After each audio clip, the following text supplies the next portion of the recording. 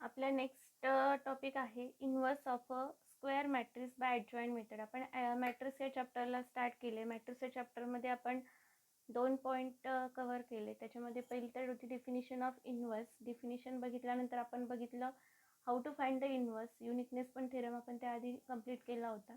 How to find the inverse. Inverse find out करण्याच्या 2 method आहेत particular, असं आपण बघितलं होतं. त्यामध्ये एलिमेंटरी ट्रान्सफॉर्मेशन आणि एलिमेंटरी ट्रान्सफॉर्मेशनमध्ये सुद्धा 2 टाईपचे ट्रान्सफॉर्मेशन येतात. त्यामध्ये पहिलं होतं रो ट्रान्सफॉर्मेशन, दुसरं आहे कॉलम ट्रान्सफॉर्मेशन. आणि हे ट्रान्सफॉर्मेशन आलं सेकंड मेथड आहे ॲडजॉइंट मेथड. सो आज आपण inverse of a square matrix by adjoint method हा पॉईंट इथे डिस्कस करणार आहोत. ठीक आहे. So inverse of a square matrix by adjoint मेथडमध्ये आपल्याला जे मायनर को फॅक्टर आहे त्याचा यूज इकडे करून घ्यायचा आहे. तर आपण पहिल्यांदा स्टेप्स बघूया की दिलेल्या मॅट्रिक्सचा इन्व्हर्स कसा फाइंड आउट करायचा by adjoint method. So in general आपल्याकडे कोणतीही मॅट्रिक्स जर ऑर्डर 3ची या टाईपमध्ये दिलेली असेल, A12 A11 A12 A13 A21 A22 A23 त्यानंतर A31 A32 A33. So in general या टाईपमध्ये जर मॅट्रिक्स दिलेली असेल, ह्या मॅट्रिक्स आपल्याला काय हवी आहे, नॉन सिंग्युलर मॅट्रिक्स हवी आहे. That means determinant of this matrix will not be equal to 0. So our A matrix should be a non-singular matrix. So what this implies is that A inverse is exist. आपण हे बघितलं आहे की कोणतीही matrix दिलेली matrix तिचा inverse exist आहे की नाही हे कसं चेक करणार. तर जी मॅट्रिक्स दिलेली तिचा डिटर्मिनंट फाइंड आउट करा. If this determinant is non zero, that is not equal to 0, so we can say the A inverse of that matrix is exist. A inverse exist झाला तर तो find out कसा करायचा ते बघायचं आहे. तर ते फाइंड आउट करण्यासाठी आपला एक फॉर्म्युला आहे. त्या फॉर्म्युल्याकडे जाण्याच्या आधी आपल्याला काही मॅट्रिसेस फाइंड आउट करून घ्यावे लागतील. त्याच्यामध्ये पहिली मॅट्रिक्स आहे minor matrix. So minor matrix of A. आपली जी ए मॅट्रिक्स आहे दिलेली मॅट्रिक्स, तर त्या मॅट्रिक्सच्या आधी आपल्याला मायनॉर मॅट्रिक्स फाइंड आउट करून घ्यायची आहे. सो ही झाली पहिली step. Minor matrix find out करून घेतल्यानंतर आपल्याला फाइंड आउट करायचं आहे cofactor matrix. Cofactor matrix of A matrix. A मॅट्रिक्सची त्यानंतर कोफॅक्टर मॅट्रिक्स फाइंड आउट करायची आणि कोफॅक्टर मॅट्रिक्सवरनं आपल्याला लिहायचा adjoint of A. Adjoint of that matrix, adjoint of A. So adjoint म्हणजे काय ते बघा. तर ॲडजॉइंट म्हणजे काय असतं, transpose of cofactor matrix of A. तर ॲडजॉइंट मॅट्रिक्स म्हणजे काय असते, तर transpose of cofactor matrix of A. तर या पद्धतीने आपल्याला कोफॅक्टर मॅट्रिक्सचा ट्रान्सपोज घेतल्यानंतर मिळणारी मॅट्रिक्स असेल ॲडजॉइंट मॅट्रिक्स ऑफ ए. तर वर आपण डिटर्मिनंट काढलेला असेल. आपल्याकडे आता ॲडजॉइंट मॅट्रिक्स पण मिळाली आहे. तर फॉर्म्युला आपल्याकडे आहे ॲडजॉइंट मेथडनी इन्व्हर्स फाइंड आउट करण्याचा. तर तो फॉर्म्युला असा आहे, A inverse is equal to 1 determinant of A multiplied by adjoint of A. So by using this formula we can find the inverse of a given non-singular matrix by adjoint method. Step परत एकदा बघा. दिलेली जी काही 2x2 किंवा order 3 जी काय असेल, order 2 किंवा order 3ची matrix, first of all find the determinant of this matrix. If this determinant is not equal to 0, that means this matrix is invertible. So we have to go in the process to find the inverse of the matrix. So for this, first of all we have to find the minor matrix of A.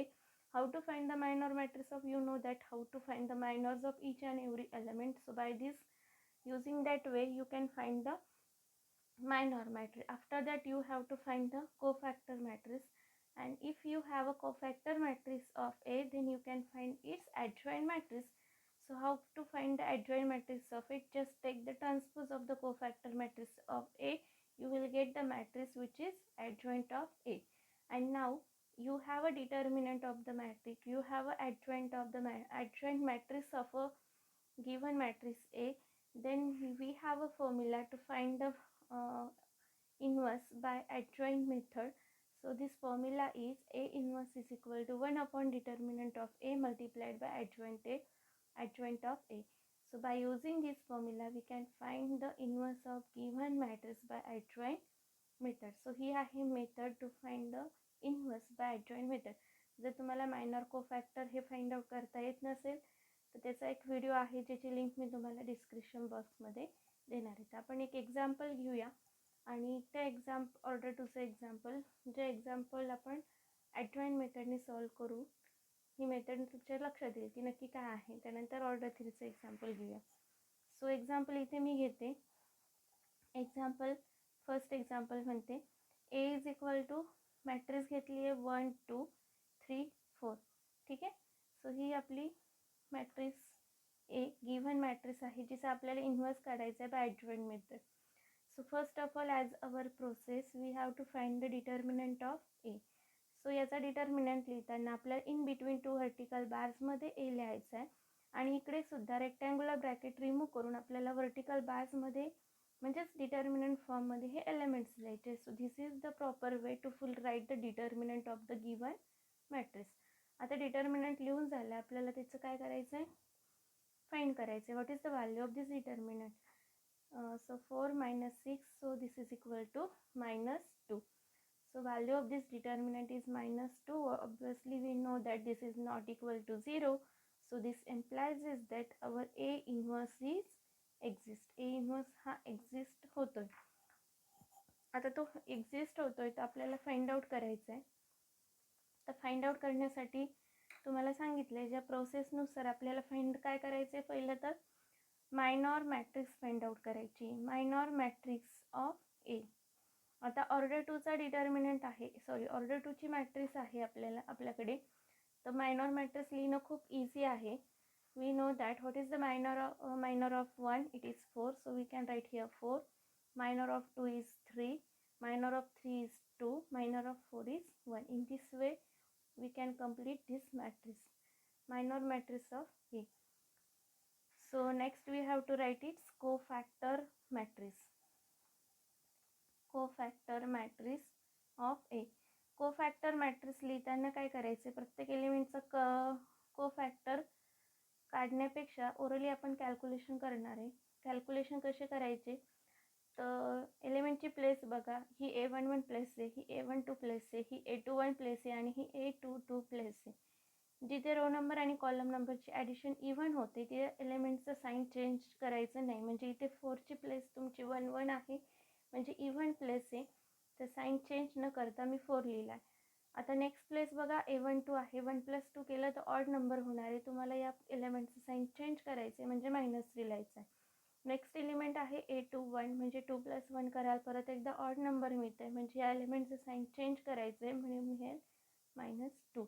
and the last element is 1 and its place is A22. 2 + 2 is even number, so we don't have to change here sign, that is we have to write here 1. So in this way our cofactor matrix of A is completed. Now we have to write its adjoint. Cofactor वरने adjoint लिहायचं कसं सर्वांना माहिती आहे आता. Adjoint of A. So adjoint of A is nothing but the transpose. It is a transpose matrix. Transpose of we can say here cofactor matrix of A. वर जी कोफॅक्टर matrix लिहिली आपल्याला तिचा फक्त ट्रान्सपोज घ्यायचा आहे म्हणजे तुम्हाला जी मिळणारी मॅट्रिक्स आहे तिला म्हणता येतं it is adjoint matrix. So what is a transpose? It is 4 - 2 - 3 1. So this is our adjoint matrix. Now we have formula to find the A inverse. So therefore A inverse is equal to 1 upon determinant of A multiplied by adjoint of A. So put the values. We know that what is the determinant. Value of this determinant is 2. So here we have to write 1 divided by -2 multiplied by this adjoint 4 - 2 - 3 1.